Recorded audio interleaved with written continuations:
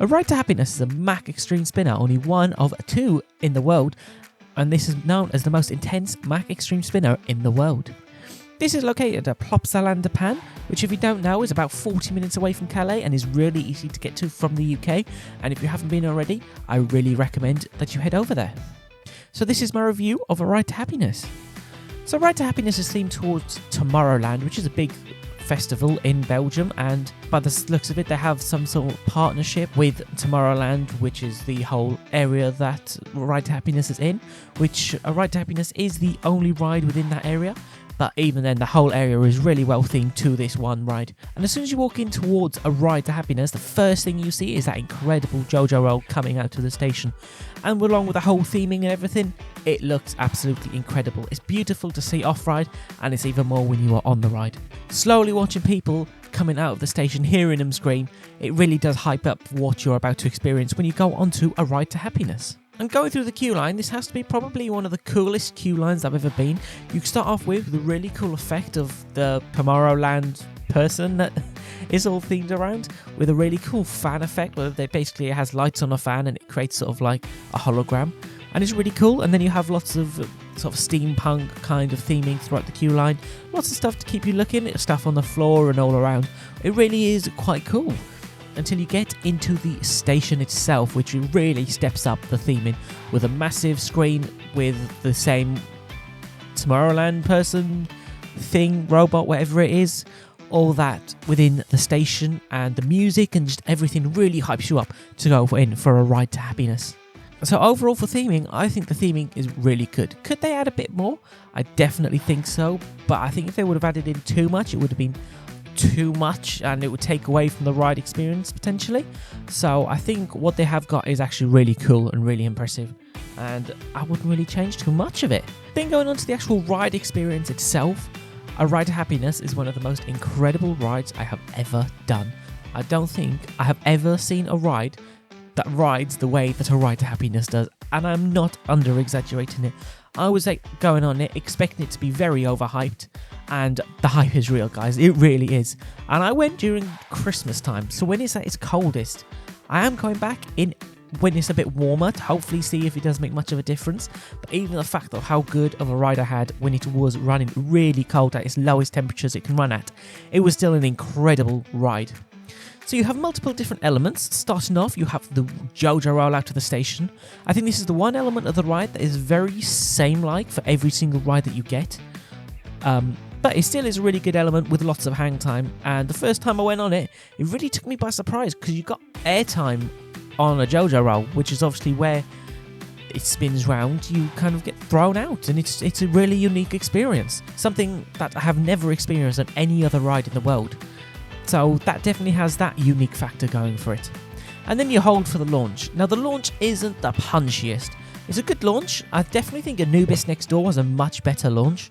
However, it's okay. It's a good launch. Maybe one of the weaker elements of the ride, but it still is a good fun to sort of get you going to what's coming next. And something I didn't actually realise until my very first few rides on it is that when you go in the launch, it actually launches you to the side as well to give you some spin. I didn't really notice that on any POVs or any videos that I'd seen off-ride, but I think that's something really cool, is that it can obviously launch you sideways as well, just like in Planet Coaster.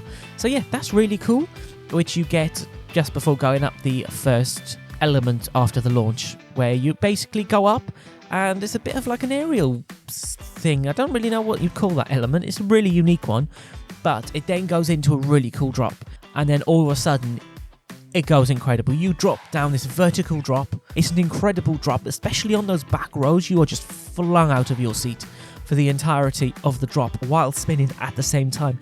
And if you go down it backwards and you're not expecting it coming, it can really take you by surprise. Then after that, you go into banana roll. Now, I feel like this element can feel very different depending on what way you're facing. If you're facing forward, it feels very normal. But when you're facing like to the side, that's when I feel like you get some incredible forces, really weird airtime elements, and is a really good ride. Then you come out of that into the vertical loop. Now, going around the vertical loop, it's like most vertical loops, except when you're spinning, I feel like it's going to be very same throughout the entirety of this layout. It is just such a weird experience spinning on a vertical loop. Going then to the Zero G roll, believe it or not, in the Zero G roll, you can get ejector airtime. So I feel like with a lot of these rolls, if you're facing to the side, when you go through these rolls, it's like ejector airtime while inverting, and it's really a unique experience, and it's a very similar for the snake dive coming up as well. This is probably my second favourite element throughout the ride, especially if you're facing sideways, because you do get flung out. Then it comes into like a little outer bang turn into your second airtime launch. Now, this is my first ever and only ever airtime launch that I have been on. It's okay. I mean, Mac don't make the punchiest of launches, but this one, it's good. It does what it needs to do. I think the first launch is much better. This is more of just like a little boost, but I do think it sort of keeps the flow of the ride going. Then you go into what I believe is the best element on the entirety of A Ride to Happiness, and this is the snake dive. Now, if you're facing it forwards, it's cool. It's kind of what you'd expect. But then when if you go up it, facing it to your side, towards the end of the day when it's running really quickly, that is the most ejector airtime I have ever had on any coaster. And watching it off-ride, it really doesn't look like how you'd expect it to feel. But then when you're on it and you're going through these weird elements, and especially if you're going when it's going round and you end up facing down towards the floor, you have literally got about 4 or 5 seconds of pure ejector airtime. Your feet aren't touching the floor. Your body isn't touching the seat. All that's holding you in is that lap bar. And I mean, Hyperia has some good airtime, but A Ride to Happiness on that snake dive just absolutely throws Hyperia out of the water. This has better airtime than Zadra, and Zadra for me was one of the best coasters I'd been on, and Ride to Happiness just threw Zadra out of the water. And then after this, this is where it gets a bit towards the end. It comes down into a turn and then a couple of airtime hills. But these airtime hills aren't just airtime hills, they're ejector airtime hills. They're trying to get you out of your seat and throw you into your restraints. It is incredible. And then you come into the brake run. So overall, the layout is pretty short-ish. I mean, looking at it off-ride, I did look very disappointed when I was seeing it off-ride, and then seeing it go, I thought it looks good, but I feel like it's going to be overhyped. Then after coming off of A Ride to Happiness, I was speechless. It is really an incredible ride. During the day, during the night, just any time you can, get down onto A Ride to Happiness if you're able to.